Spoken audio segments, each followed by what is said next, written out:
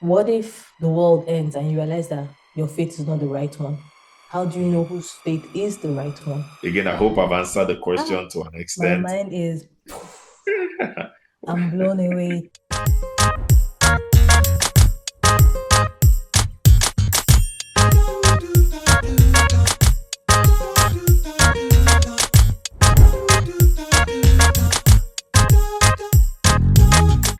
Ndewono Ekabo Sanu, thank you for joining us.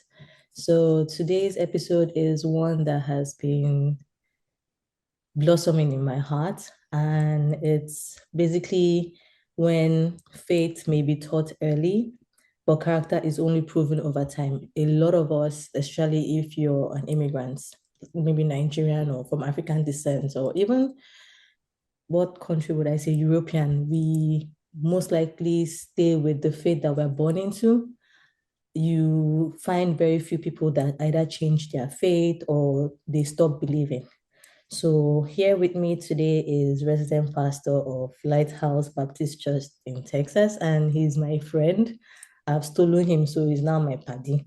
His name is Oluwatobi Ife Adediro. Woo! Thank you, Toby, for joining me to have this conversation. Thank you so much for having me, and greetings to all the viewers. Greetings to everyone who is participating in this conversation. Deeply honored, grateful to Ebele. She's a friend of mine, very amazing personality, Aw. loving, and let me appreciate you for what you do, bringing this kind of conversations to the fore. And it's just humbling and an esteemed privilege to be here. Thank you. You're welcome. And thank you also for honoring me in coming. So, before we get into things, let's just get our feet warm. I would like to ask you what your boyhood growing up was like. Good question. My boyhood, I'll say, was multidimensional. There were many sides to it, but I'll try to narrow down to the subject matter. Okay. By privilege, I was born into a family that had very strong religious convictions. What's interesting about my boyhood is that there was a transition from one faith tradition to another. Okay. So my mom was a Muslim when she got married to my dad. And interestingly, she got married to a man who grew up in an Anglican setting, Okay. but didn't have, according to him, or according to the narrative that I grew up to understand, Mhm. it wasn't pious, it wasn't deeply rooted, but Mhm. at least he identified with the family faith tradition. Okay. So, what is interesting in that is my mom, who was a Muslim, Mhm. was the first to become a Christian by personal conviction in Okay. the family. Mhm. And then that influenced other members of the family, her husband, my dad, and then the children. So I'll say to that extent, I grew up from a family with strong religious convictions. The extended family on one side, on my mom's side, were Muslims. On my dad's side, were professing Christians. As a person too, I enjoyed what it was like to be in the faith community. I enjoyed the social life. It came with some regiment. We needed to be in church and to listen, but it came with some fun. Mhm. Some of the friends I made in childhood, who I still remember today, are those that I met within the faith community. And some of them still continue to reach out after many years. So I think way more than the doctrination and the indoctrination and the faith practice, there was a lot of social dimension that I appreciate. And then he also provided some knowledge that I may not have understood so much deeply when I was young, but I began to realize with time. That will summarize it. Maybe I should also mention that my mom took some personal time to nurture us in the faith. I wouldn't forget when on Saturdays she will give us what I can call faith exercises. It could Mhm. be memorizing a chapter of the Bible.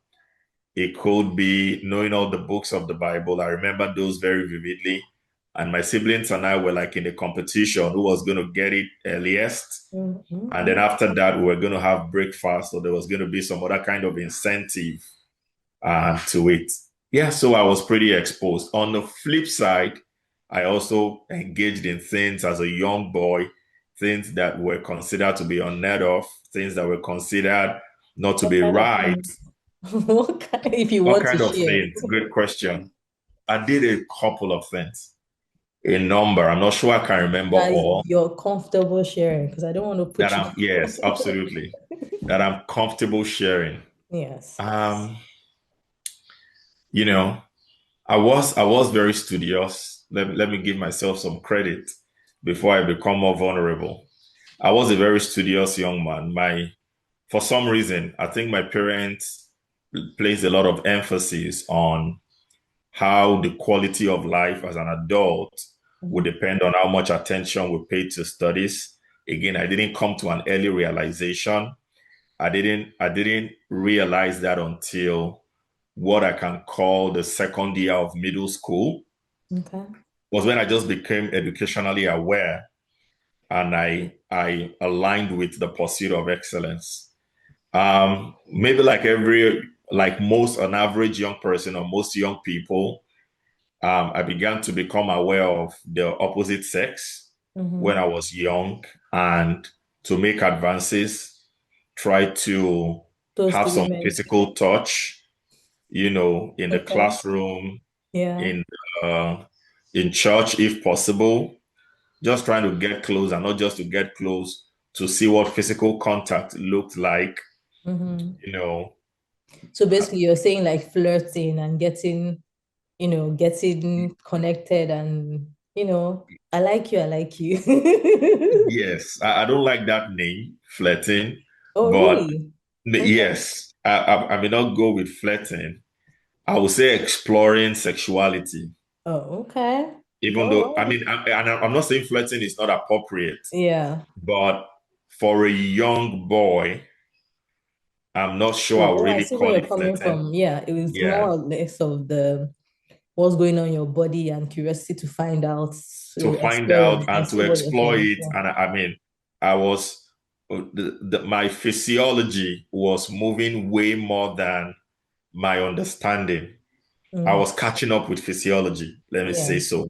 So it wasn't really flirting, but maybe someone can describe it as such. But I did that.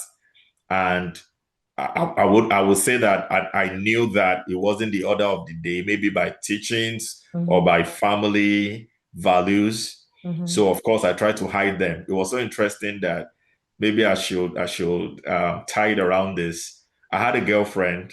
The only girlfriend I can say I had was way back in middle school.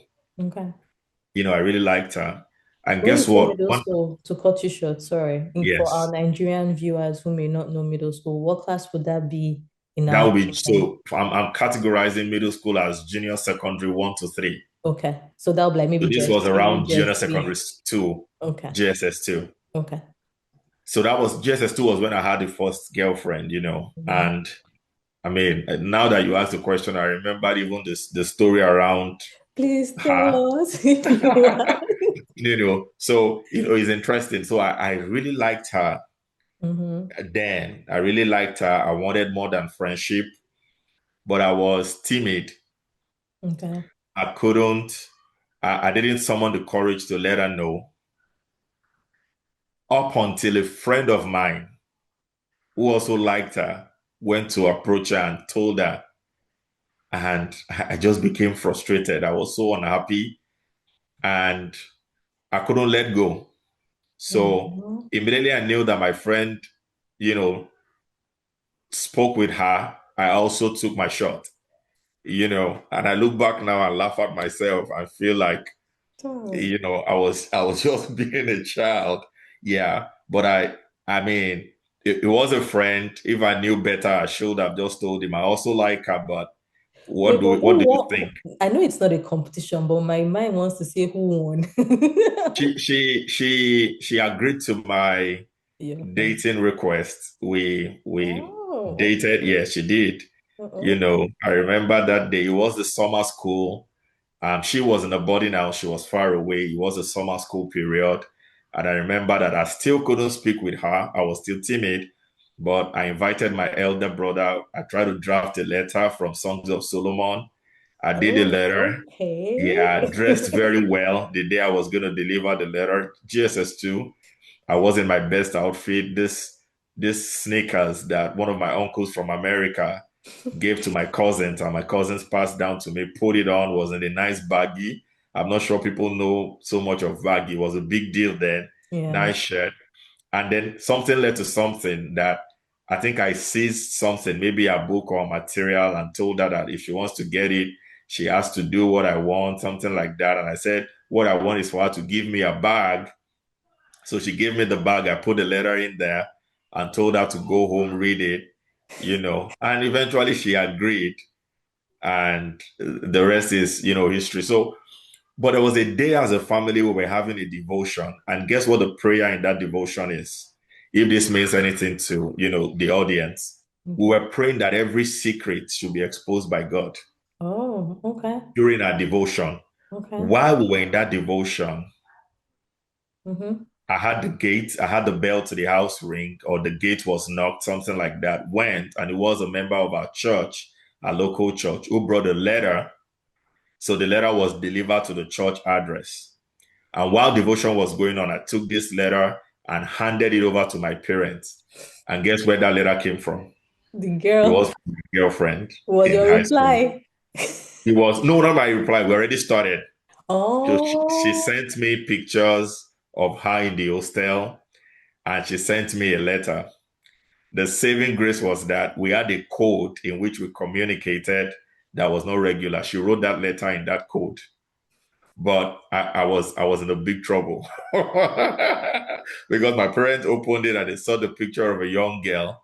Who is this for? And I mean, all fingers pointed at me, and my siblings and I were in, some deep issues. So that was there. We knew it was not accepted. We were not to get romantic. So mm-hmm. I was going to hide it. But guess what? My dad eventually got to know her. We thought we were going to get married, but we didn't. We Oh, eventually went to the okay. same college. We went to the same school. She asked me then when we were leaving, will high school love end in high school? It was interesting. It was a learning curve. I also had some that were also more challenging. Pornography was one of them. Mm-hmm. Very big deal. I think it's an important conversation for young people. I came across this when adults that I lived in, people that were working with my family, helping in domestic work, drivers to my parents Mm-hmm. were seeing it. And then I got to see it. And then it became an addiction for a very long time. So that was also there. Um, yeah, maybe one or two other vices. I remember times where I took things that didn't belong to me. I was not a serial picker, but sometimes I just wanted to take something that didn't belong to The me. risk And of I it. thank God for my dad. Say that again. Just the risk of it, like Just you're the risk flying of it, or high. sometimes to have fun, eat Yeah. something that my parents were not handing over to me. But thank God for discipline, for the kind of nurture I received, that were corrective. So, I mean, I don't know if I've been very specific, but those are some of the things that I engaged in. It's just amazing to hear, first off, that your mom was Muslim and she Yeah. converted. Because the other episode that I did with my mom, I had talked about what it was like to marry different faiths, Mm, being a fly on the wall on the arguments, because I know that it's easier when two people are of the same faith, especially when they're going through trial times, because your faith tends to anchor you. But then if you have different faiths and then you already have maybe different cultures, different environments, then faith now being different, where do you reconcile? But I'm not going yeah. to jump into that. I just find that curious that, that you said that I didn't know that about you. Then when you talk about your boyhood, it reminds me kind of like my growing up. I went to a missionary secondary school and I did all boarding for 6 years, only girls. And I was telling my friend recently of how we had rigorous religious activities. Like we would have mass almost every day. We would have prayers. So you wake up in the morning, there's morning prayers, then you go get ready, shower, get dressed, then you go for breakfast, then there's breakfast prayer before you eat, then you go for assembly, there's prayer again before the assembly, then at 12 there's angelus that you pray, and then at 6 p.m. you do another angelus that you pray, and then you do the rosary, and would all go out to the field and pray the rosary. Then I think at 7 the bell will ring, then there will be another prayer for dinner, then at 9, the bell will ring and it will be like night prayers. So every day of my life in boarding school was structured with prayers, mass, and everything. And at one point, I got tired. I was like, you know what? I think I've had enough mass and church and everything to last me a lifetime. Mm. And I did stop going for mass. Like my parents, when I became an adult, my parents will talk, and I'll tell them to you can just let me walk this walk myself, right? Now I'm happy to say that I've slowly found my way back, but it's Mm. no more a herd thing. Like it's now more of a choice than I was born into it. So I think about that, and I know that there are a lot of people who when they are born into that faith, they stay. And then, especially when they are young, when they then go to universities and they meet like a philosophy lecturer that begins questioning their faith and brings up things like evolution or brings up questions about, where is your evidence, empirical evidence of this and that, and they crumble. How would you say faith should sustain the person? Or what plans or what steps would help armor someone in that situation for a young person? Great, very great question. Um, Maybe I should start by saying that I think every dimension of knowledge and understanding is progressive, whether it is science, empiricism, um, whatever it is, every area of human knowledge and understanding is undergoing advancement. So I think that there is no closure or absolutism to trying to explicate or elucidate our understanding of anything. We can only do it to the best of our knowledge. Mm-hmm. So knowledge is progressive, summarily. And I believe this applies to our faith as well. I think that young people need to be exposed to the reality of a multi-religious society. Mm-hmm. I think that young people should also be thought about how to have very convenient and objective conversations about their faith. But Mm-hmm. I think that society also holds young people the honor and the right for them to practice or faith practice, so to say, of Mm-hmm. religious affiliation, which is fundamental. So I think I've tried to establish what I would refer to as two realities, that there is no conclusion to it as people grow and advance in different areas of life and also in their understanding of faith. They will know more, and some of the things they know might also change, which is not essentially a problem, especially when it is a change that is for good, a change that works for them, and a change that brings benefit. But to the specific question, when young people move from maybe the communities in which they grew, where they didn't have to face difficult questions, Mm-hmm. many of the things they exercised were implicit. There were a lot of assumptions. There were no primary, confrontations to their understanding. I think it's challenging. I had that kind of experience. Oh, really? Um, I grew up in a family that we all shared the same values, at least to the extent that the leaders of the family taught every other person. And so we didn't have too many hard questions. I was a very inquisitive person, so I can imagine myself asking my mom some questions like my children will ask me now when I say close your eyes and let us pray. And they're like, where is the God we are praying to? I think I was that kind of person as well. But I didn't understand religious, some level of religious intolerance, Mm-hmm. some level of religious opposition until I got to college. So I attended a college in Nigeria where at that time there was a fierce contention between the mainline religions, between the popular religions. And it led to crisis. It led to a crisis that resulted in people being hurt, people being injured, threats to life, and things like that. And it was a rude shock for me.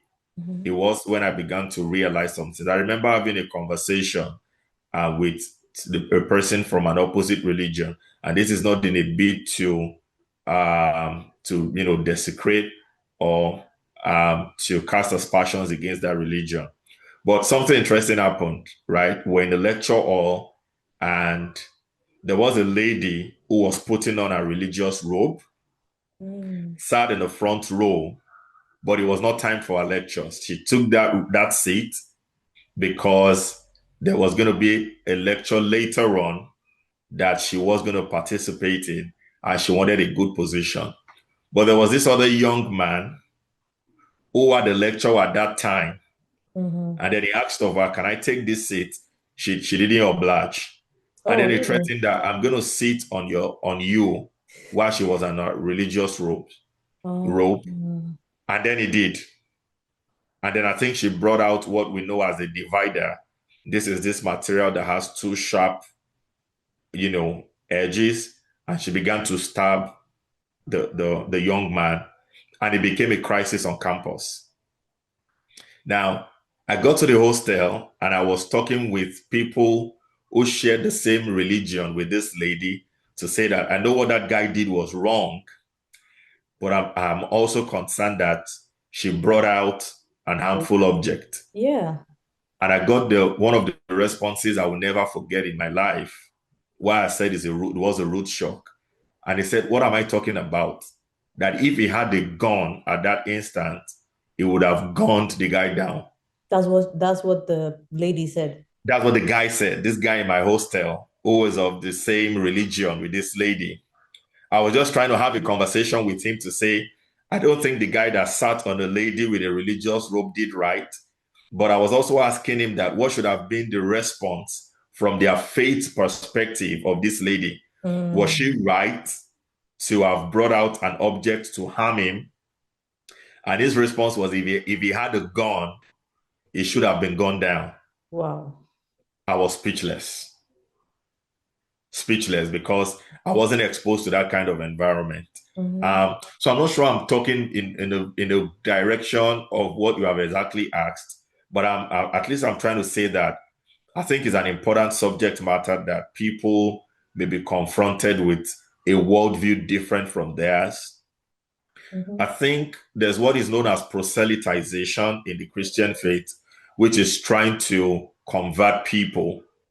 I think that proselytization should be done within responsible limits. Mm-hmm. Usually, one should understand the environment I have. Is it one that we are allowed to proselytize others? If we're not allowed, are we able to have very objective conversations Mm-hmm. where we're not necessarily trying to convert the other person, but we are sharing our experiences? I've attended I've attended programs where we have been taught about interreligious conversations. And I want to say that to the best of my knowledge, it can be so enriching Mm. to Okay. know what other people believe. Yeah. So what proponents of multi-religious conversation say is that when we have objective interfaith conversations, it can be mutually enriching. I agree. It can be so enriching. But the problem is, what is the lens with which we are having that discourse? Mm-hmm. And some of the people, yeah, you want to say something? No, I was just gonna say that I agree with what you're saying. And for me, when I was in university, what helped was that I had somewhat of an open mind already. Because Mm, before I went to university, I worked in entertainment. I did some modeling jobs, I did ushering jobs, I had worked with a few media heads in their industries and I had seen things. And I wasn't fresh off the boat entering the university. I wasn't like young spring chicken.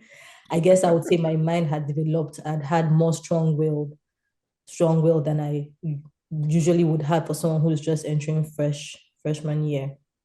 But then I also understood, I used to ask myself that what if the world ends and you realize that your faith is not the right one? How do you mm. know whose faith is the right one or the wrong one? You don't know. We are just making assumptions as we go. Well, not necessarily assumptions, but in a way, it's also assumptions based on the scripts that we have. And that's why our faith is amplified. That's how I see it. And then I also believe that a lot of the religions are, you know how we have different languages? It's like different variations of God, but in like instead of language is in like a different context. And because our understanding of God is not man understanding, we can't quantify it, we can't explain it. So what I used to tell God back then, especially, and I had these friends who would say, oh, they had dreams and then they had revelations about dreams and things like that. And you know, those things that they would tell you now, they'll say that about spirit worlds, and then if you're into it, then the more you can see them, the more the spirits can see, you, and then you have attacks and stuff like that. I would go home and I tell God, I love you. I know you're there. But please, I don't want to see these things. I don't want to know about them. I know that I trust you. I know I have faith in it. But don't shake my faith. I'm not strong in this part. So let's not test, let's not test it. Like I believe, yes, I believe. Other people are asking for eyes for their eyes to open. Let them see this. Close my eyes. I don't want to see it. Because if I don't see it, they don't see me. I believe that you are there. I believe that you protect me. That's all I need to know. Yes, let me go through my trial and tribulations, but you are there, you are protecting me. I don't want to question. I can question other things, but I don't want to question because there's so many things that you don't have answer to. And that's how you run mad, in my opinion. And I don't want to run mad. So when I accepted that understanding, it gave me peace to move on and question other things that are within my grasp. The universe and the logic of God, the logic of spirituality is way above my so I don't even want to. So that's how so when people start doing those arguments, I will listen to them, I will hear some of the points, but then I'll say that they already said that man's understanding is not God's understanding. I have my faith, yes, you have your faith. Let's agree to disagree. That's fine. But because I also used to, there was this thing that they taught us in literature. I'm trying to remember now. I think it was humanism. And humanism is the ideology of that you treat everyone good, regardless of where they come from, who they are, their religion, and stuff. And I'm like, the least you can do is to practice humanism. Be a good person. I don't have the capacity to judge you. It's God that will judge you and judge me. So why am I burdening, burdening myself to know whether your faith is the right one or letting you question whether my religion is the wrong one? So that's how I dealt with it. I kept it moving. I don't know if that's the right way, but yeah. So that's what I wanted to say when you were talking. Yes, and very, very interesting dimension that you have shared. Um, and many of the things you mentioned began to stimulate my theological understanding. Now, we theologize at different tiers. Mm-hmm. There is a first order theology and faith practice. Mm-hmm. And what I mean by that is there is the practice of faith that we do in which we are the participant. We are a participant. We Mm-hmm. are deeply immersed Mm-hmm. in it. And it's like the football players on the pitch. Okay. They are primarily participating. In that participation, there is a lot going on that they may not be able to analyze, except they now sit back and watch a clip of what was happening on the pitch. And that's where theology is practiced at the level of systemization, or is practiced at a second order level. Now, at the first order level, you mentioned something that is really important, and that is spiritual language or religious language. Mm-hmm. Now, religious language is very metaphoric. Mm-hmm. And when we're speaking the language in a first order sense, we need to take a second look at what that language might mean in a second order sense. Mm-hmm. So when we say, whosoever does not believe will perish, now that's the first order language. Mm-hmm. That's the language that we appreciate within our religious practice. Mm-hmm. That is the language that was written in a very contextual sense. Yeah.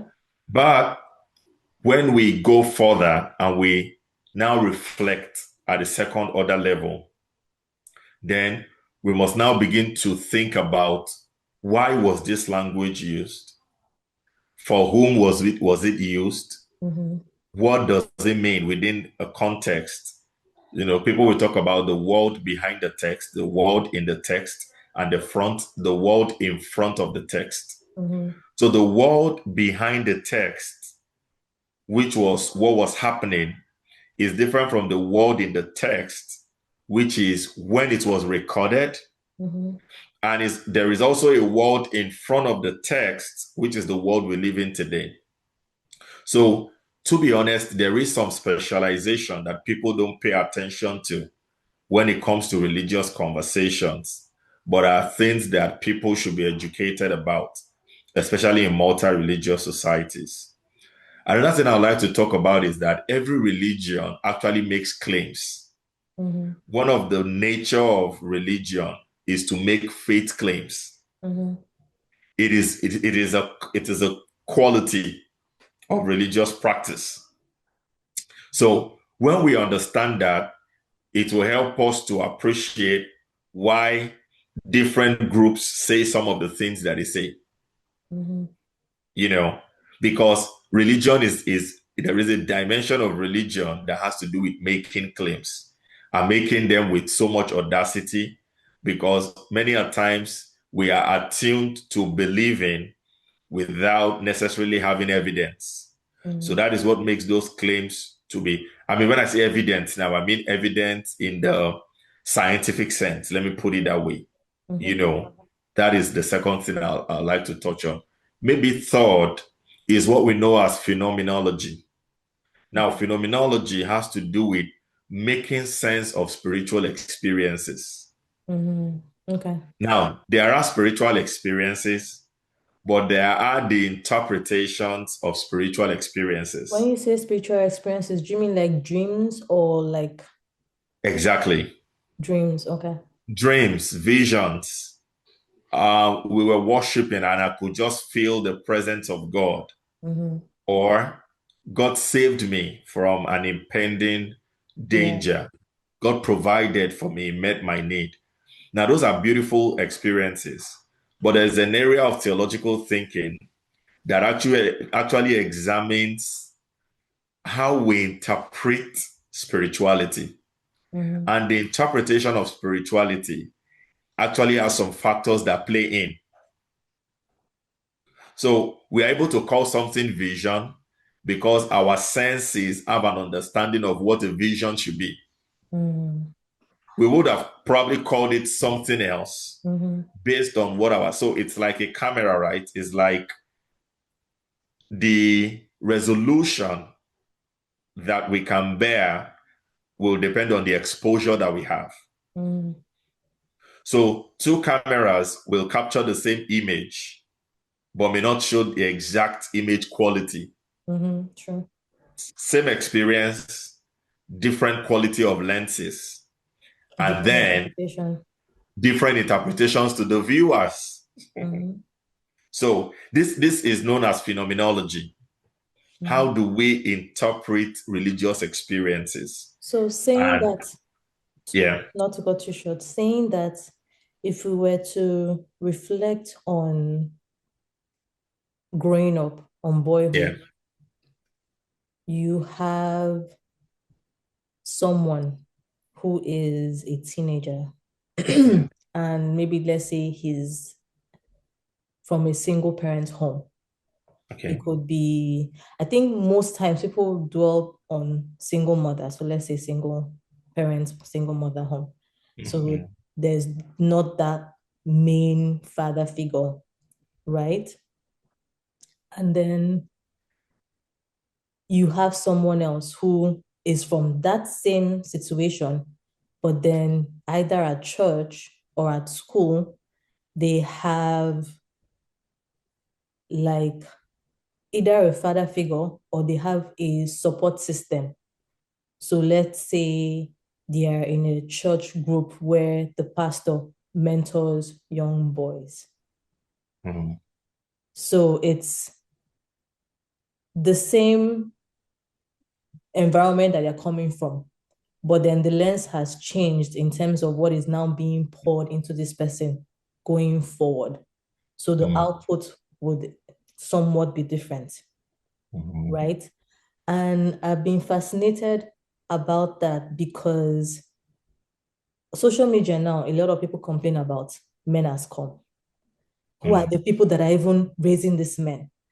And most times they don't say men raising men. It's usually the women raising the men, who are the mothers raising the men. But then it's also women that are complaining about the men. So how do we get to have quality men who would grow from boyhood, have that transition of being recalcitrant, of, the stage that you went through, all that whole adventure, but then come to the other side to become a quality man in faith and otherwise? What do you think that journey or that arc would look like? Thank you. That's a great question. And I'm not sure that there is a very easy way to answer it. Um, but I agree with you that it's an ongoing conversation. Um, First of all, I think that society needs to underscore what kind of people, Mm-hmm. what kind of men, women, boys, girls, we want to nurture for societal flourishing. So I think first of all, to be able to define the trajectory, and which you have implicitly stated, but we want to know the destination. Mm-hmm. What kind of people do we want to raise at the different institutional levels?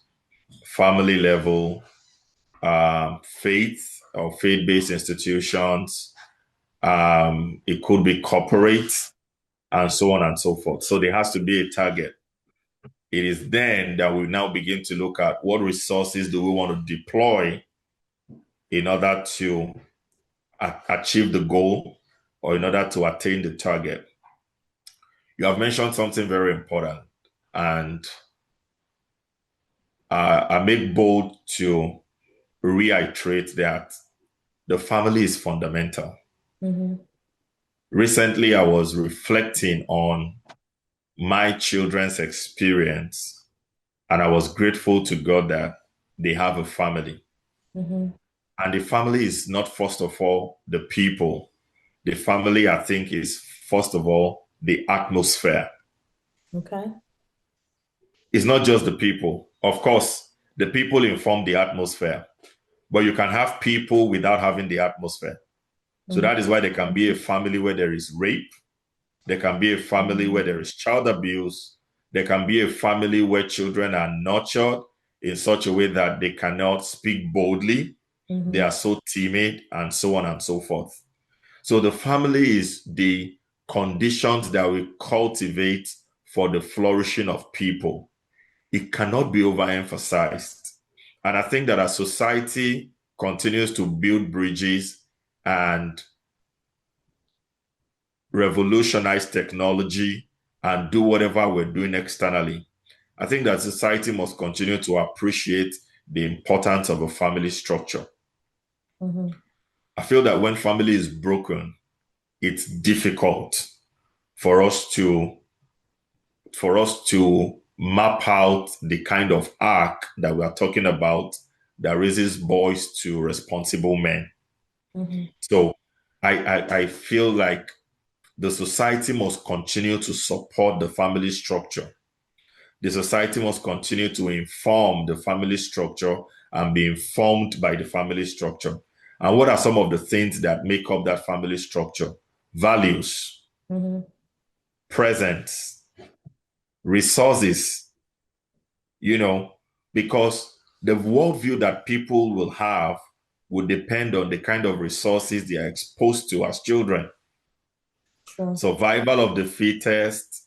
There is something unique about you. It's good to say these things, but much more than they are said, the children see them.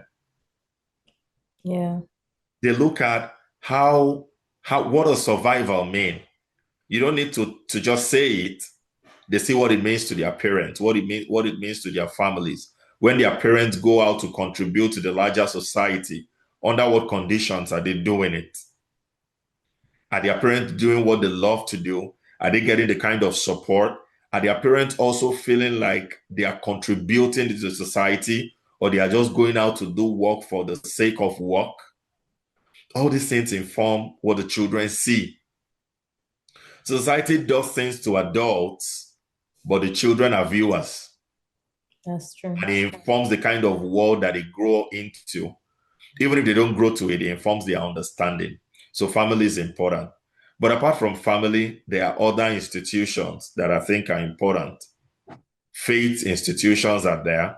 And Mm-hmm. one of the things about faith is that it affects our worldview. The lens with which we view things at the very foundational level are influenced by our faith. So it's important what messages, what things we teach people, whether they are adults or they are children. You talked of humanism. Mm-hmm. How do we see the order? How do we regard the order? One of the popular conversations is there a prosperity gospel, Mm-hmm. or is there prosperity in the gospel of Jesus Christ? These are important things Mm-hmm. that, religious institutions have a responsibility towards. Is politics the devil's game? Is it something that people should stay away from?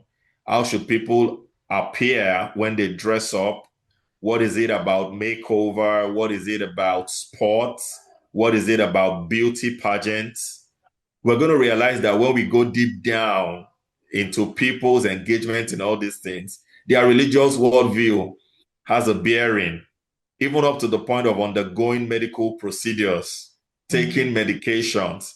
There are a lot of underlying religious appreciation and understanding behind what people do, especially when they are religious people. And then we go to our academic institutions.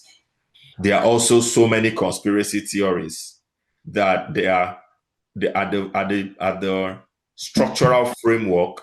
Mm-hmm. The schools are actually a system of indoctrination, what they call Western education or formal education is Mm-hmm. actually a systemic framework Mm-hmm.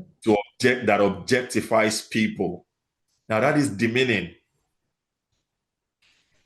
That is demeaning. That's not what education should do. The purpose of education should be to transform people. The purpose of education should be for people to realize who they really are and so on and so forth. So the point I'm trying to say is that all these institutions also have a responsibility towards making the boy child to become who they are. There are other dimensions when it now comes to handling. Okay, maybe I should start from having exemplars in what is known as virtue ethics. Virtue ethics believes in exemplars, people that show the way, Mm-hmm. you know. So there are now some other specific questions of who is a father figure, who is a uncle figure, who is the Mm-hmm. person that is doing what I will necessarily do in the future. How does this person relate with friends? If you're a man, do you have male friends that you hang out? How do you relate with your wife? How do you relate with the female folk Mm-hmm. and things like that? How do you understand their peculiarities, the woman's physiology? So, talking about exemplars is another important conversation. What people may refer to as mentors and so on and so forth, but somebody that shows the way. Another important conversation, and I'm sorry I'm taking time on No, no, no, this. it's I okay. I just love feel that it. it's I'm important. enjoying it. Yes, is what is our corrective disposition and corrective strategy. Mm-hmm. I think that one thing we need to settle is that being young is being, what word will I use that appropriately conveys my thought now? Being young is being vulnerable to mistakes. See, this line you said, this is what I say.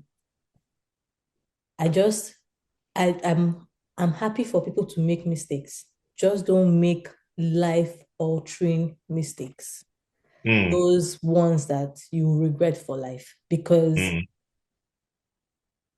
most times we learn better through mistakes. And then we're boisterous, we're adventurous, we're young. You know, in fact, it's when you're young that you should get the mistake out of the way. Like, yeah, just yeah, get it out of the way so yeah. that, you're wiser and then you can be wiser faster. Hmm. So I 100% agree with Yeah. you. And when you were talking, we talked about the boyhood and then the adolescence. When you're still a teenager, you know, you talked about sometimes you take things just because, right? And we Hmm. know that sometimes is theirs, sometimes it's just maybe from the movies you watched, and you're like, there's that adrenaline rushing in you, but you do not realize that you're walking a thin line between when the society can easily forgive you and when society says, nope, you're of age and throw you in jail. Mm, There's that fine line of you're still regarded as juvenile, so you're treated like a baby. You're just mm, slapped on the wrist and let go. But then when you cross that threshold, it's a totally different game, and you do not realize when you suddenly are a man, but your brain has not caught up because it's just one day. You literally just woke up from yesterday into today and you became a man because you crossed either your 18th birthday, your 21st birthday, but your brain hasn't caught up. mm, Do you get? So if we're, or if young people can understand that, yes, you're going through life, you're having fun, you're making mistakes, but also have someone, a support system, a mentor, a father figure, an auntie figure, somebody that you can look up to that reminds you of those timelines to say that there are certain things that you do at certain, like now, like I said, if you were to take something. So here abroad, when someone shoplifts, it stops being shoplifting when the value is of a certain amount. And then you can press charges. Then yeah. it goes from being a misdemeanor to a criminal offense. Mm, And that's like your life just going in a totally different direction, all because of your adrenaline rush or peer pressure or whatever the situation is. So having the support system and someone to talk to, I believe that not just even boys, but girls should also have that. And faith, like you said, the atmosphere in which you grew up. But then the next atmosphere is, what if it's someone who has lost a loved one or lost multiple loved ones. So they probably grew up having faith, but then death shook their faith. Mm. How do then they reconcile? Because maybe their faith taught them about prayer and miracle works, you know, your loved one will be there, all those things, and they prayed, they fasted, they asked, and everything, and death came calling. And not just that they lost a loved one, their life, quality of life became terrible afterwards. Maybe they had to go to foster home, or they became homeless, or then they now went to a violent home, or, the quality of life became worse either way.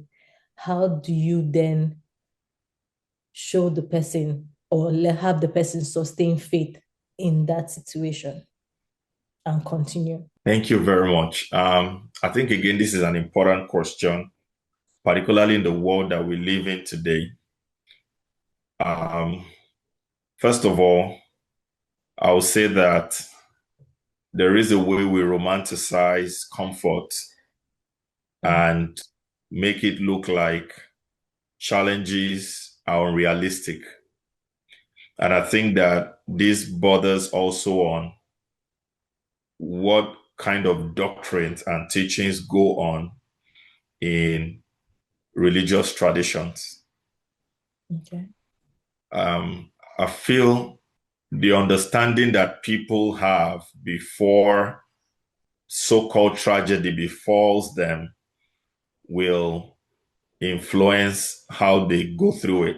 Okay. Another thing I'd like to also mention as a kind of summarizing before maybe going deeper is that people also need to understand that the way we are going to demonstrate our faith when we pass through difficult times will be different, and there is no perfect model to it.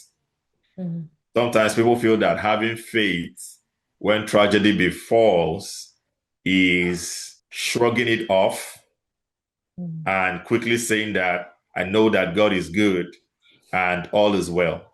Sometimes having faith within tragic situations is weeping Mm. and crying and asking tough questions. Mhm. In fact, it is people that sometimes pass through this process and apply themselves to this process, where others assume that they are not demonstrating faith, or whereas others assume they are not demonstrating faith, are the people that are mapping out a pathway for a personal faith. Mhm. Because faith is also has a personal dimension to it. Mhm. Just like we call him doubting Thomas. But Mhm. that was him grounding his faith. That was the pathway for him to have faith. And if he wasn't going to be honored, Jesus wouldn't have appeared to him. Mm. Okay. So we find people trying to dictate the expectations for others when they pass through situations. But really, we may not, be the ones to dictate what the expectations of others are. So I think those two premises are really important. Mm. And at the end of the day, we're humans, Mhm. and there is there is no extent to which we say that yes, things that we don't desire happen, and that gets us all prepared for it. When they happen, it's a different ball game than being prepared for it. And so there is no easy way to navigate it. I think that people should be given some latitude Mhm. to map out how they are going to, express their faith in God during trying times and during challenging times. I think that there should also be, we shouldn't romanticize experiences in this world. Things are going to happen. Mhm. Things happen every day, and things are going to happen. We're going to do our best to avoid some of those that are avoidable to make the world a better place. But at the end of the day, things will happen. People will die. You know, there will be sicknesses and things like that. While we work towards making it better, but at the end of the day, we realize that some of these things will happen. It's a cycle So of life. it's a cycle of life, so to say. Um, the world also should, I think one of the responsibilities we have as members of this world or the earth is how to make it better Mhm. to avoid self-imposed tragedies, if there is anything like that. And Um, self-sabotage. yes, or self-sabotage. Those can bring more pain. Mm-hmm. And humans, in a bid to pass the buck, many a times we do it to God. And we don't sometimes ask the hard questions. Who dropped the ball? Or where did I drop the ball?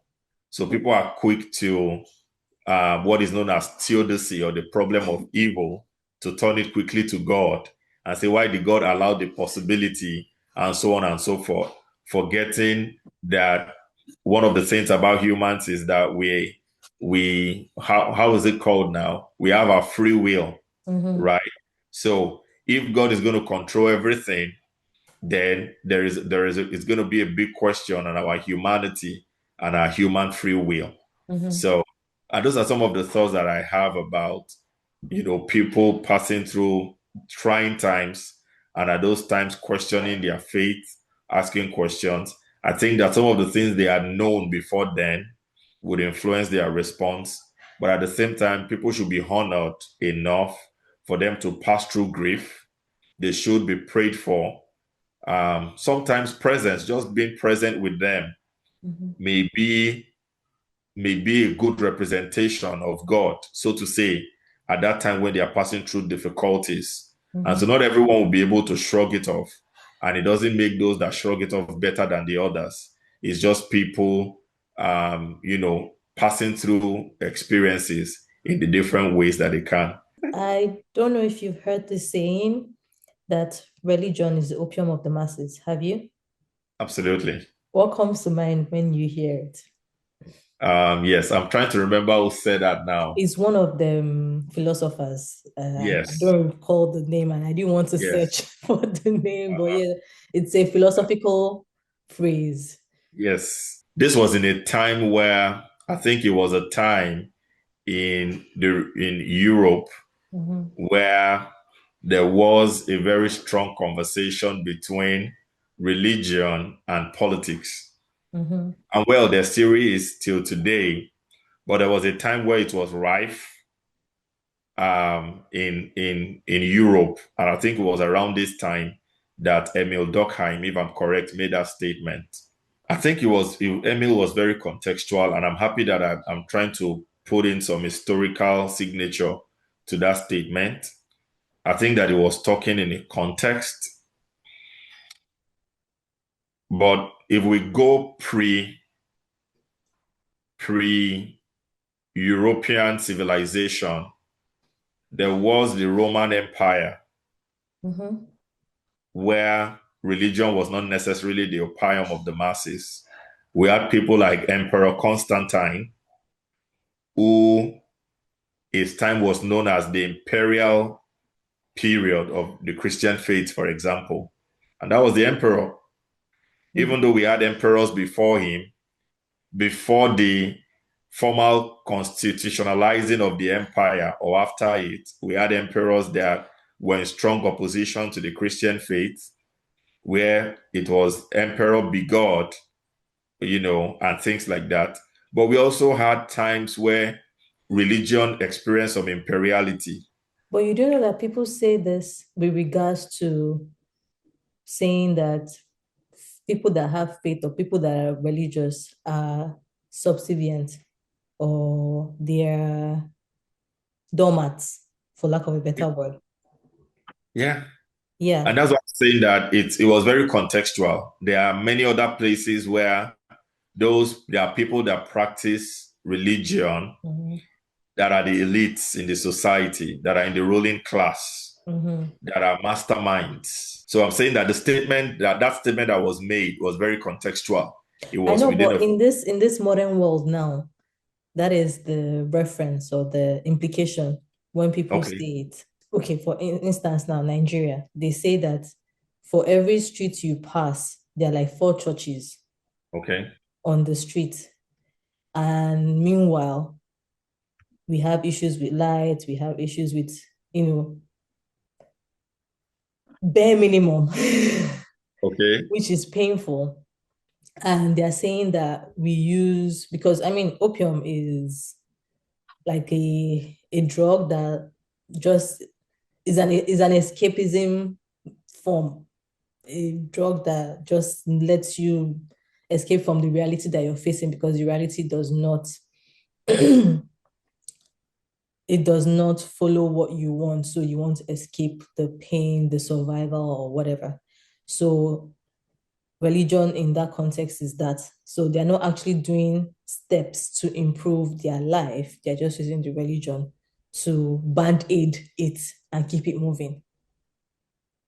And you talked about it because you talked about when people do profit, wealth, faith. There was a way you put it, I don't remember exactly. And then you talk about using the scriptures to actually, get use action based, but then faith also in order to get wealth or to move forward. And then there are people that just preach about getting those. So in this case, would you say that yes, opium is, for Nigerian context, is the opium of the masses, religion is or isn't? Okay, so this was Karl Marx, not Emil Durkheim. Thank you, Karl This, Marx. this was Karl Marx. Yes, this is, And yeah. again, very contextual. So I'm looking up, Karl Marx used this metaphor to describe religion as a mechanism that provides comfort and eases the pain of the oppressed. So, first of all, describing it as the opium of the masses is within the context of oppression. Mm-hmm. Why should there be a system of oppression that now requires an opium of religion? But that's So what people believe is happening. I think that the statement that Marx made was an indictment to Mm-hmm. the larger society in which religion is being practiced. Mm-hmm. And if religion in that sense is an opium, is going to ease people's pains Mm-hmm. and bring them comfort genuinely, then why not? But I Mm-hmm. think that what it must also address is the source of the systemic oppression. Mm-hmm. That is true. Yes. So, yes, maybe an opium to some extent, but maybe that is not all of it. What about those who are not the masses? What about an environment where oppression is not the order of the day? If we read the Bible, for example, and permit me to refer to it, it talks about slaves, which was the word used, the term used at that time Mm-hmm. to obey their masters. But it talked about masters as well, also realizing that Jesus is the master of all, and so treating their slaves with empathy. So it speaks to all. I think that would be my response to Marx, to say, first of all, I think it's good that it's coming to address oppression Mm-hmm. and things like that, and that it should address it in a very structural and systemic manner, not just being an opium. But of course, if opium is needed as a first aid, then why not? I love But I that. think If that religion opium, is much more than that. yeah. I do love you saying if opium is not as a first aid, then why not? Okay. Yeah. That just tell your wife I said thank you. I'll let her I'm know. taking We're time also grateful for this privilege. from you, from intimacy time and time with the children and everything. So I'm really happy that you're here and Thank you. giving me this time. So my last two questions. I've always been fascinated with sex and religion Mm, and the fact that we were created, or previously, well, we were created to procreate. And that comes with a lot of things that happens in our body, especially when we are going from girlhood to womanhood or boyhood to manhood. Like you rightly said, you talked about sexual curiosity. Having a religious background, people hear stories of pastors' children always going left than is expected of them. What would you say should be a faith-based sex education that is devoid of fear? How would that look like? Because we use fear to chase people or to chastise or to maintain purity and and avoid sacrilege. So what would a faith-based sex education devoid of fear look like? If you were to think about it and then say it, because I know. And Yeah. Thank you. Thank you for that question. And just to acknowledge again that I'm only making an effort to share my understanding from the unique positionality that I have by privilege. Yes. Um, by virtue of training, I'm a deconstructivist. And what I Okay. mean by that is I try to take a second look at presuppositions. Okay. And one of the presuppositions in this question, or at least that I understand, is fear as a negative thing. Okay. So I think that the first thing that we might want to deconstruct is fear. Mm-hmm. And of course, this conversation will not be enough to do a kind of deconstructing. But I think that it is worthwhile Okay. for us to continue to re-examine our presuppositions. What is fear? Is there anything that we can take away from it? And things like that.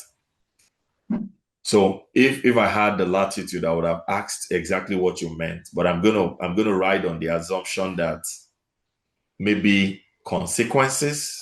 Consequences, yes. Yeah. Consequences say if a boy touches you, you will get pregnant. The ones Okay. that we talk. If you That's a lot know, of exaggeration, though. but that's what they told us growing up. That's what they told Okay. girls growing up. So Yeah. for one, if you teach a child about contraceptions Yeah. or contraceptives, then that Yeah. means they would then want the interest to find out for themselves, Hmm. which is an assumption. It's not true. Or if someone was to know what's happening in their body, then they will want to be curious to try it out with the man. That's why you don't teach them what is happening in their body, and you don't talk Hmm. about desires or pleasure or anything, because if you're encouraging pleasure, then you're telling them, "Oh, this is candy. Why don't you eat the candy?" You know. So consequences, but like from fear of, and then you now limit the information. Okay.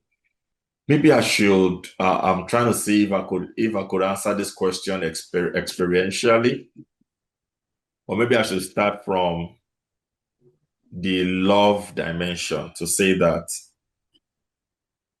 um, whether we're dealing with consequences, hopefully we are not exaggerating, but sometimes we find ourselves doing that Okay. to, and I'm saying this in a bit to, you know, empathize with people that do that.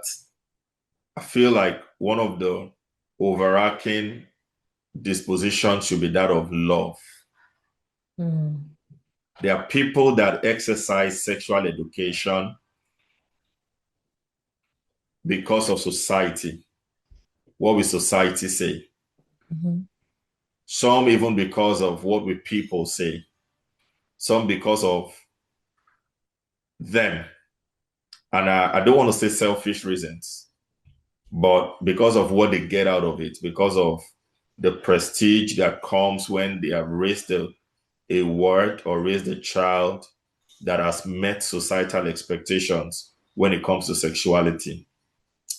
But I think that one of the things that we need to continually apply as a litmus test is, are we doing this from the point of love for God, for people that believe in love to God, Mhm. love for the self, and love to the other? Mhm. It would be, I think it will be a guiding principle to how we teach sexuality in relation to faith. Again, it's not a very easy terrain to navigate, particularly for parents and guardians, because even the subject of sexuality itself comes with a lot of evolution. Things are happening. Knowledge is very spurious. The channels to getting knowledge are multiplying by the day. The streaming speed is increasing. the number of gadgets are increasing, the availability is increasing. It's challenging for parents. Mm-hmm. So I'm going to say that let love guide. Some people exaggerate so that they go to an extreme to take the child far away from dropping the ball. So that if there's going to be a deviation, imagine that a child is told if a guy touches you, you're going to get pregnant. The assumption is that if she's not going to allow a guy to touch her, to shake her, it means that they are a far cry away from pulling their clothes. So Mm-hmm. they are trying to push to an extreme Mm-hmm. so that even the sense of shaking would be an issue. And then to go into other levels of intimacy would Okay. be kind of avoided. Mm-hmm. But that is an extreme that can lead to another extreme. That's true. That is an extreme that comes with dangers and consequences. What could be some of the consequences? By the time the child gets to realize that that was not true, Mm-hmm. there is a question of trust. How much are you now going to tell the child that the child is going to say, is this mom or dad or my guardian exaggerating or being truthful or being factual? So we Mm-hmm. want to check that. Um, That's true. and there are some other implications that come with it. So we want to evaluate. I'm going to say that sexual education would likely be a bit of many dimensions.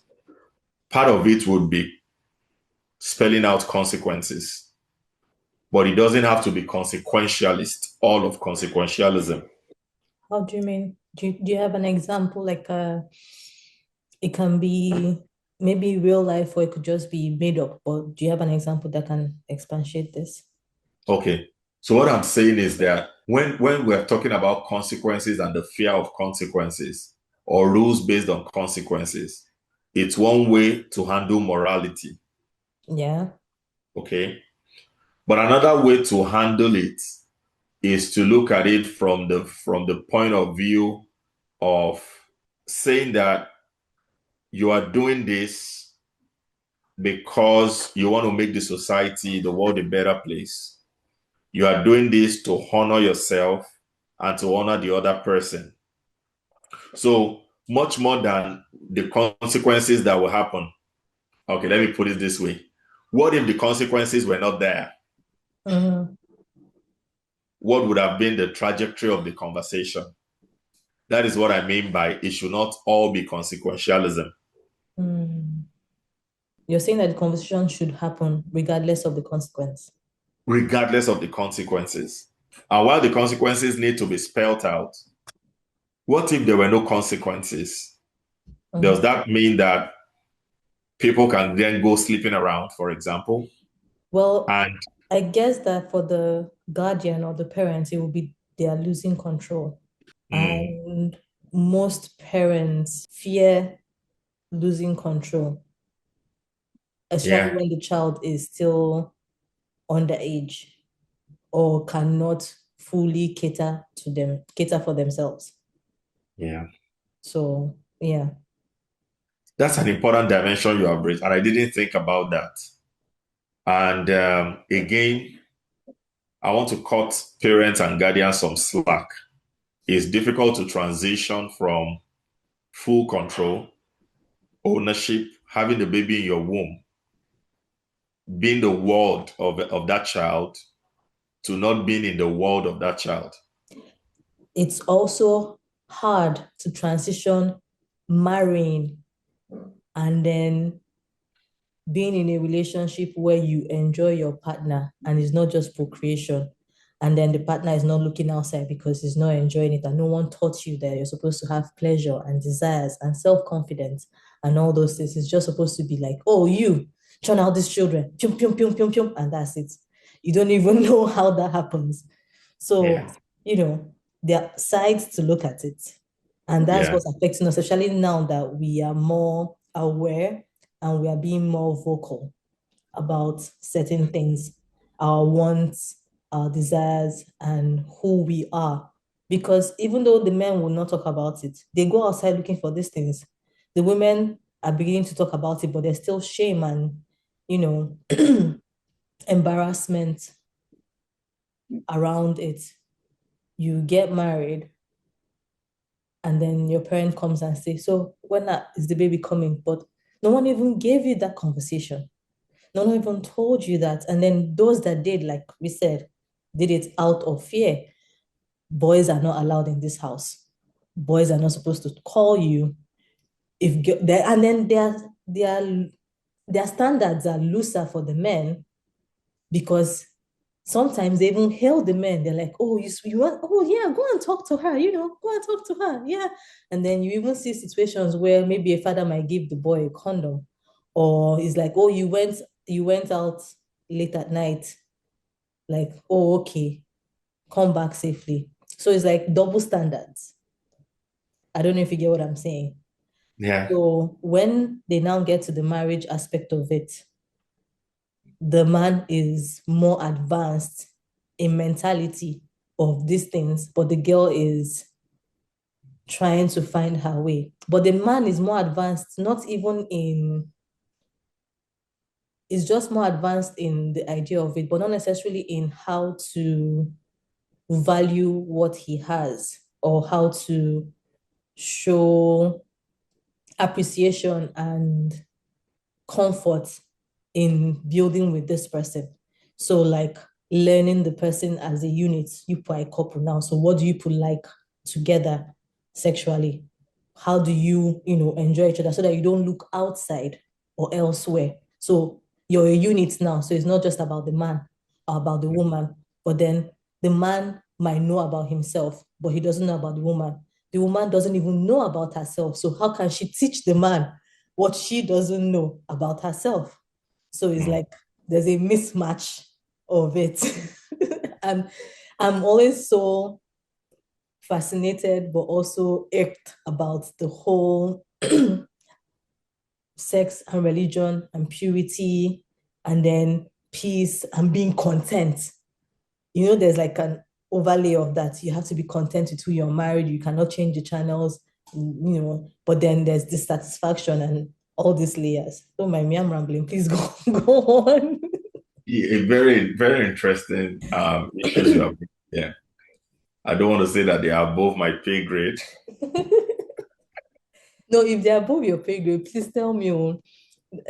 My mind is I don't always want to say churning. that So, they're above my pay grade. but you get where I'm Um, coming from. Do yes, you see yes, the perspective?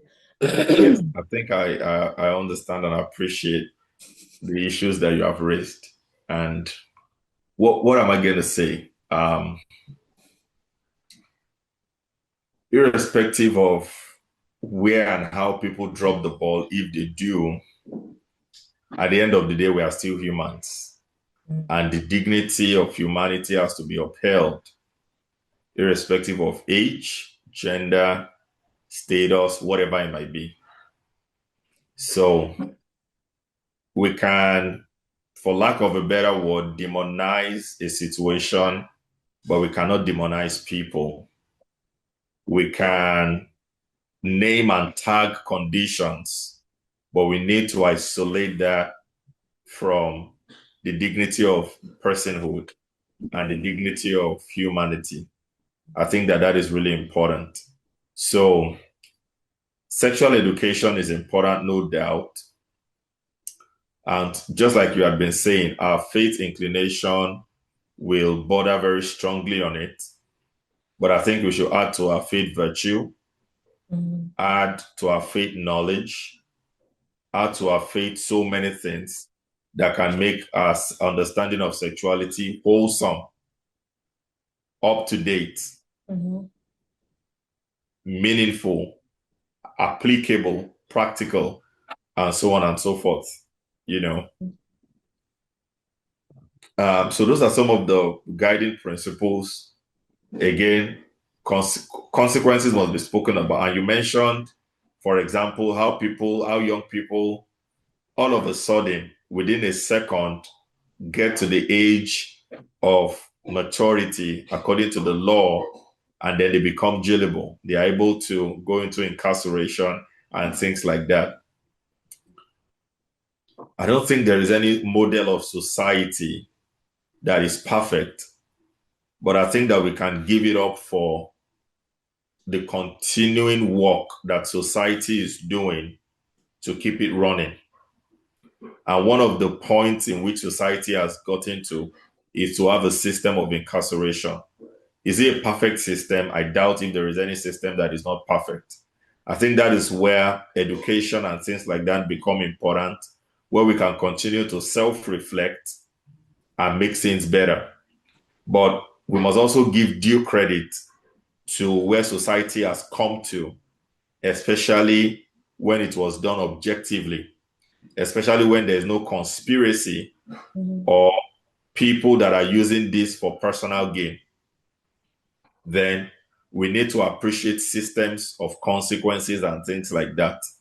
But to also realize that these are not ends in themselves, but a means to an end. If there is an age where a person can be incarcerated, the idea is not just the incarceration, and that is why institutions will use correctional centers or things like that to show that this is not an end in itself. So the same thing with consequences.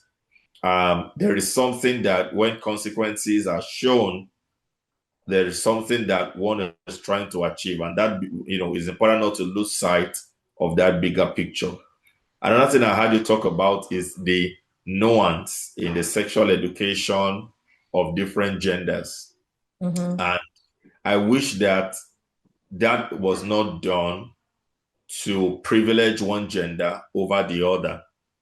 But I'm also going to argue that sexual education may actually be nuanced for different genders because the sexuality, the physiology, the adrenaline, like you mentioned, rushes in different ways for these different people. So when we have societies that add extra caution to the female, I hope that that is not done in a bid to put all the blame on the female folk. But I think that there is some sexual education that is typical to the female. One example that I know is being made in the African society is that the man will not get pregnant. And I don't think there is anything unfortunate about the woman being pregnant. There are experiences that come with pregnancy that are beautiful and that the man must continually appreciate that this is a uniqueness of the female gender and it is wonderful. But it does not discredit, it does not annul the reality that it is the female gender that is pregnant. And the pregnancy comes with peculiarities. It comes with things about you can tell me more about food, about cravings, about how much you can move, how much you can study, how much you can go to work. So when those kind of things come into the picture, there is a way it will be told the woman. If it is the male folk, the questions that will be asked is, are you ready to buy the diapers? Are you ready to buy to meet the cravings in the middle of the night and things like that? So there are peculiarities, but again, like I said, it shouldn't privilege one gender over the other. I think it is just the uniqueness of the sexual nature of those people. And then where I now began to say is it seems to be above my pay grade was when you began to now tie these experiences growing up into marriage. And again, that is another consequence. For example, who we are and what we carry along during our growing years would inform what happens within the marriage context. I think it's a very rich conversation, and are you about to run away? And I know that there will be forums where we can look at what happens in marriage and link it back to the experiences people had in their growing years. And you have made a very important remark, I must say. when I was having my marriage counseling, and it got to a point where our pastor was telling me not to raise my hand against my wife at any point. I asked a question, from my philosophical lens. I said, it's interesting where people go through 1 month of counseling, 3 months of counseling, and we expect that within that period, they're going to imbibe all that is being said. And I told my marriage counselor or premarital counselor, I said, if I am somebody, I had not been a street fighter, I have siblings, and even when they annoy me, I don't raise my hands at any provocation. I think that it reduces the propensity for me to do that when True. I'm married.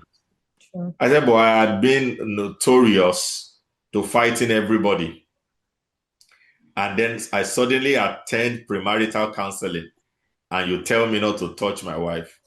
I said, I don't Boy, are think you that okay? addresses it. What did you say? No, just say, but boy, are you okay? Is there I something don't, wrong with you? yeah. So I told our counselor, I said, I don't think that addresses it. So I'm saying this to, in allusion to what you said, that some of the things that go on or that happen in marriages, honestly, are linked to the experiences that people had growing up. And I think it is worthwhile to x-ray that linkage, that nexus, and to see how we can make marriages better. Okay. So my final question. Toby, you have been amazing, first off. But I have just one last question. Hmm? Thank you. People say when you want to marry, make sure that you are financially, emotionally, physically, mentally, spiritually ready. We're not going to talk about the other readies. We're just going to focus on the spiritual ready. And Mm, then women also tie it and say, oh, I want a God-fearing man. mm. How would you say that that would show up? So by middle age, what should be visible that faith has actually shaped a man's character, not just informed his worldview, to show that he's spiritually ready to take on that role as husband and then in the future as father. Wow. Wow, wow, wow, I wow. left the best for last. Wow. Wow. Okay. So first of all, I think that this question will be applicable to people who identify with faith, who are faith practitioners, Mm-hmm, people that believe in God, mm-hmm, belong to a faith tradition, and practice that tradition. So to that extent, um, the spiritual maturity comes into play. But again, there may be differences, in what this means across different religions and different traditions. But I'm going to speak as a faith practitioner and as a faith leader that I am, by privilege, because I think that the question you have asked is very pragmatic. I think that it's not mostly on the philosophical level. I think it's a question that has to do with religious practice, yeah, showing work. because you are talking about what parameters. Mm-hmm, And so within the worldview where I live and I serve, I think the first thing has to do with personal convictions. A person should be able to clearly state their spiritual convictions and the reason behind them, mm-hmm, not borrowed, not from my parents. mm-hmm. People, one of the signs of maturity is to be able to articulate your convictions and communicate it, especially to somebody that you intend to get married to, in a bid to establish agreement or disagreement. So there are no assumptions. You need to own those spiritual convictions. You need to be able to appropriate them. You're Roman Catholic, you're a Protestant, whatever it is, there should be some level of self-awareness, what some people will call personal relationship with God, in which a person can spell out their spiritual convictions, but not just spell it out, can also cultivate it. That is one. Amen. Can also communicate it. The second is the word I use, cultivate.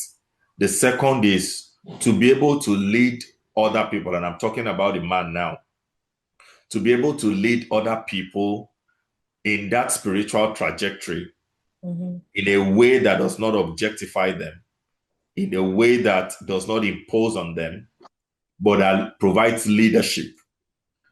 So this is not just what I'm forcing you to do, or this is not me telling you if one of our practices is to pray every morning. I'm not telling you to do that when I'm not doing it. I'm not telling you to give when I'm not doing it.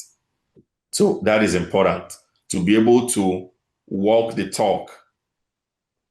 That is one thing that would underscore somebody that is spiritually mature and is now preparing for marriage and wants to provide that leadership role. So the person must be ready to cultivate other people. And that cultivating does not mean that they also, it does not strip them of their own convictions. It is a responsible leadership, like you have said, being able to provide examples to others. That would be the second one. I'm not sure that there is much, because these two things that I've touched on will now determine or will affect the day-to-day activities and actions that take place. Once the person has convictions, can communicate those convictions in very clear terms, and once the person can cultivate a spiritual environment for other people to come into the appreciation of their belief, the belief as the husband, the belief as the father, I think that those will set the tone for the kind of spiritual maturity that is needed. Maybe to talk in some other precise terms from the perspective where I am, I believe that person in my own tradition, for example, we talk about the person being saved, the person having the experience of salvation, the person having a devotional life, the person having moral values and moral standards. Some of those moral values are some of the things that you have said. As somebody who is spiritually mature, in the context where I am, there is no debate about being being loyal to your marriage partner. So if the person is making allusions to side chick, let me use the parlance of the street. If the person is already making allusions to side chick, from my own positionality, is a sign of spiritual immaturity. Somebody's already saying that let's get married, but we know that a person likes different kinds of food. So as he's eating the food at home, from my own, those are moral values that are not accepted in terms of spiritual maturity, And then when it now comes to giving birth to children, for example, another value, the Bible says that the one that is not able to provide for his home is worse than an infidel. So part of that spiritual maturity is recognizing that taking responsibility for the welfare of the home is not just a social responsibility, is not just a societal or cultural responsibility, is also spiritual, that the man should necessarily take care of his children, take care of their physical needs, and so on and so forth. So these are some of the markers that I would say of spiritual maturity that is required. Again, I hope I've answered the question to an My extent. mind is, I'm blown away. Thank you so much, Toby. You have given me so much to ponder on, which is a blessing, but a curse because I'm always pondering something. But Same here. I have so much to ponder on as I well know, from this right? But conversation. thank you so much for gracing us Thank with you. your world views, your spiritual views, breaking things down, sharing your knowledge, just coming to, dialogue with me you've been gracious. Thank you. I'm grateful. Thank you for Jimmy. having me. Thank you. It's been a while I had this kind of conversation, but like I said at the beginning, thank you for bringing these topics to the fore. Um, some people will call them hard conversations. I will underscore them as necessary conversations as well. I hope that those that listen will be able to add their voices in the different channels that you're going to share them. And I hope that is to stimulate other conversations on this platform and in other spaces where it might be necessary. So I say a very big thank you to you as well, and pray that God will continually bless you Ah, and bless your endeavors. amen. Amen. You've gone to church, people. Thank you. Thank you so much for this. Thank you so much. Thank you, And Billy. see, he has said it all. I don't even have words. I'm just speechless. I want to say thank you for joining us. I want to say thank you for staying till the end.